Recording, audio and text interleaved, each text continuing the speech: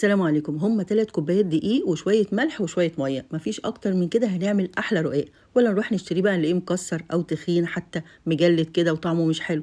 تعالوا بس أقول لكم على أسهل طريقة نعمل بيها الرقاق الناشف في البيت وبكل سهولة ومن غير كمان فرن. أول حاجة هجيب 3 كوبايات دقيق زي ما قلت لكم، ده لجميع الاستخدامات أو استخراج 72 أي نوع من الأنواع دي، وانخلهم واحط عليهم نص معلقه من الملح، اقلب الملح كويس جدا، وبعد كده شويه ميه فاترين بقى قد ايه الثلاث كوبايات دول هياخدوا كوبايه ميه. طبعا ممكن الدقيق يختلف نوعه عن النوع التاني، يعني ممكن ياخد منكم اقل معلقتين ثلاثه او ازيد معلقتين ثلاثه.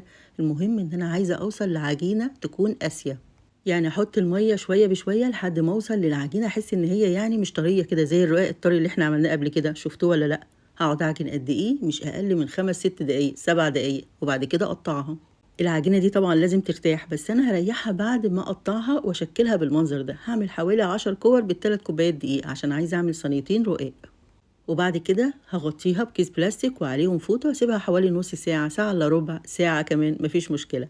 المهم إن هي ترتاح كويس قوي، وطبعا اتعجنت كويس جدا. هبدأ بقى أفردها، هجيب شوية دقيق وابدا بقى افرد الكور زي ما انا عايزه. طبعا احنا اللي بنشتريه من بره ده بيبقى سميك قوي ومجلد، ده البلدي. اما بقى بتاع الافران بيبقى رفيع جدا وساعات بيبقى محروق كده وطعمه مش حلو خالص. احنا النهارده هنتحكم في السمك اللي احنا عايزينه. هفرد 3 4 كور نص فرده.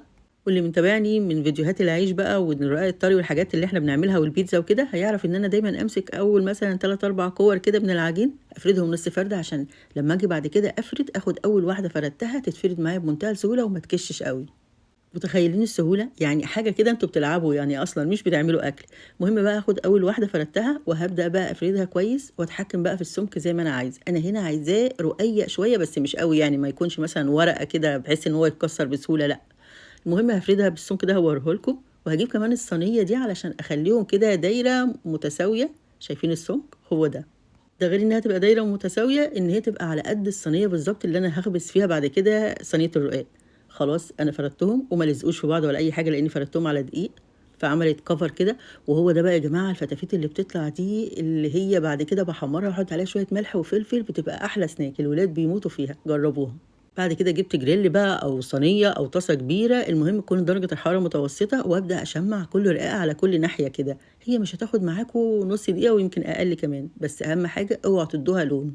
تحطوها على الناحيه الاولانيه وبعدين تقلبوها على الناحيه التانية، وتفضلوا تعملوا كده حوالي نص دقيقه ولا حاجه. وبعد كل رقاقه لازم تنضفوا مطرح الجريل كويس قوي، علشان الدقيق ده لما بيتحروق بيبقى طعمه وحش قوي. خلصتهم. وبعكس الرقاق الطري، دايما اقول لكم الرقاق الطري لا، لازم تحطوه في كيس بلاستيك علشان يحتفظ بالرطوبه بتاعته ويبقى طري. لكن ده انا عايزاكم تفردوه على صينيه مثلا كبيره او الرخامه بتاعه المطبخ او كمان السفره علشان ينشف يبقى زي كده. وبعد ما ينشف بقى حطوه بعد كده في اي كيس بلاستيك، مفيش مشكله، بس علشان يحتفظ بالنظافه بتاعته. بجد سهل